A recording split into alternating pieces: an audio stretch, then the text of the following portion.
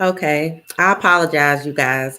My internet is going crazy. I'm here in Oklahoma. It's been storming, so I'm pretty sure everything is working against me today.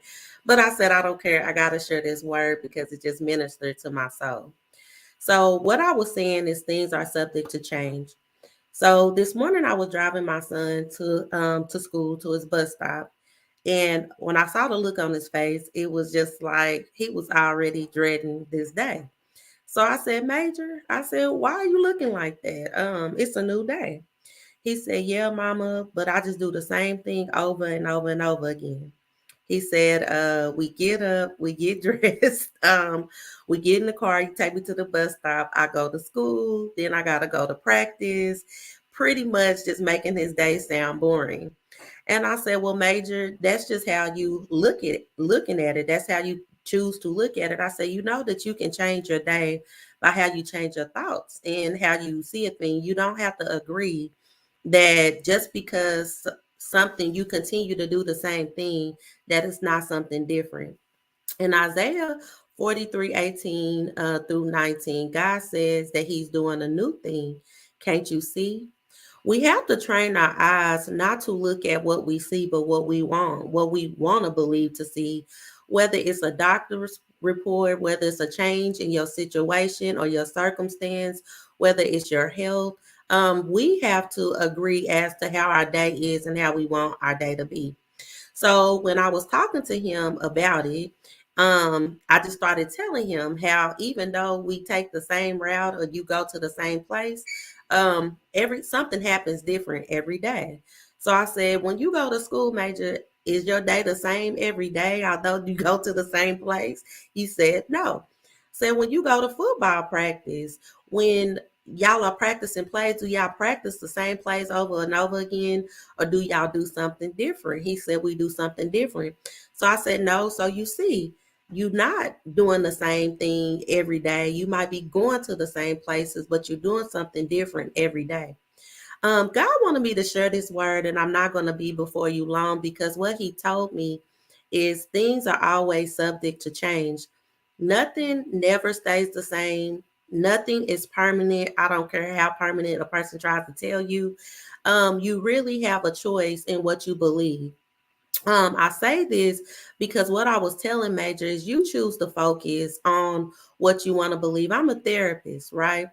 And until last year, that's all I did was I just talked to people one on one. If certain situations wouldn't have came and changed my life, what I thought was working against me, I see how it's definitely working for me now.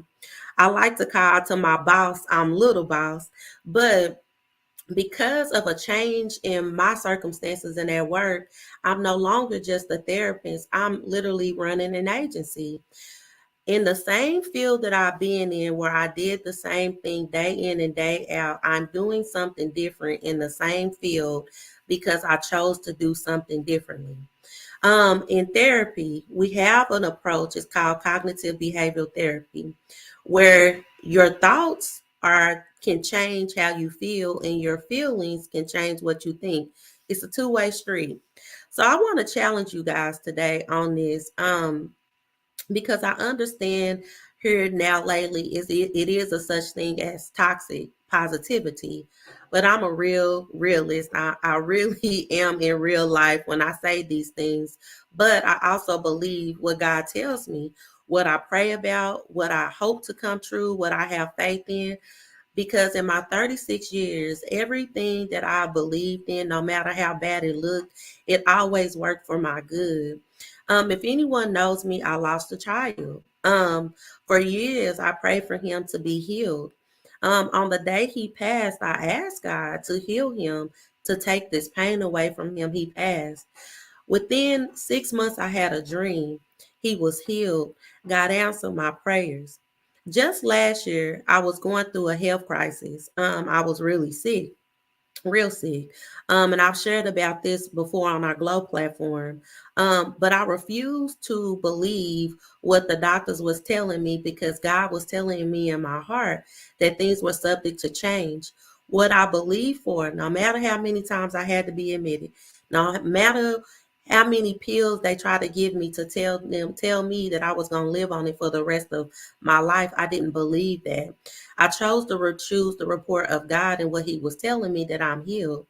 How can you be wealthy and not healthy? Don't make sense. I chose to believe in spite of what I see. I wanted to share this because as I was talking to Major said, Mama, you right. I've been looking at it differently. And so God said, I haven't been on live in a while. Actually, I just been working on me, doing the things that God has told me to grow and do in my field, just moving up in levels. But it was important that I get on today because God said someone needed to hear this. Um, Things are subject to change. Being is always becoming. Before you was this, you was that. Before this happened, this was going on. In order to be healed, you got to be sick. In order to be free, you first had to be chained. It's always something that comes after something. Nothing is ever, everything, nothing is really permanent. It's all subject to change. So I want you to really think about what is the new thing or how you can shift your mind today on the exact same thing that you in. It's not the circumstances that need to change, but it's how you view it, how you think about it, what you believe. And that causes the change to actually happen. I'm a living witness to this. For everything that has happened to my life, no matter what goes on, anybody around me can tell you, I'm naturally just a positive person. I don't like to feel no way other than good, if that makes sense. So I'm always thinking, even in bad situations, how is this working for my good? What do I need to learn from this situation? Um, what am I getting out of this if I'm going through it? I need to get something out of this. I shared this probably about 2 or 3 weeks ago. For those who have been through the most, you should be doing the most because you on the other side of it. We always either going in something or we coming out of something. But again, it's always subject to change. I'm in agreement with everybody that hears this message today that whatever situation, circumstance is that you feel like will never change, I pray that you have a change by the end of the week. And I want to hear testimonies on this. If not a change in your circumstances, but a change in your mood, a change in your mind, a change in how you feel about a thing. I've went through a lot of things where I felt like it was delayed. I've waited for certain things a long time. But every time I get what I have been waiting for, it comes right on time. And I always have an attitude of gratitude. I don't look at the circumstances, I look at what I want to see. I put two scriptures up, but I didn't have time to really post the word.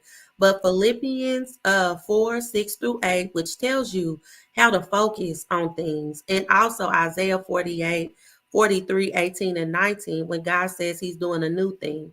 If you here today, you have a choice. You have a choice, like I posted this morning, whether you choose life or death, you speak what you want to see, and that thing will change. I have been sick and I have been healed. I have been broke and now I'm wealthy.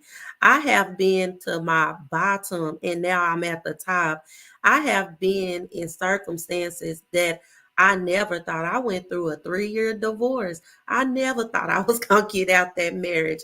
Um, but it was subject to change. The moment I took my eyes off what I was battling and put my eyes on God, focus my attention elsewhere, that's when everything changed.